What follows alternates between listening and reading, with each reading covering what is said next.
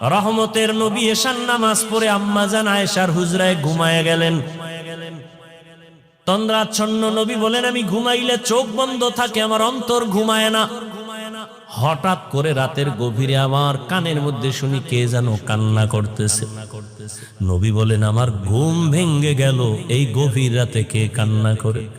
রহমতের নবী বলেন, আমি উঠলাম, উঠিয়া আমি বিছানার থেকে বের হয়ে গেলাম। নজর দিয়া দেখি আমার হুজরার পাশেই তো মসজিদে নববী। নজর দিয়া দেখি আমার এক সাহাবী নামাজে দাঁড়ায় দাঁড়ায় গভীর রাতে কান্না করে।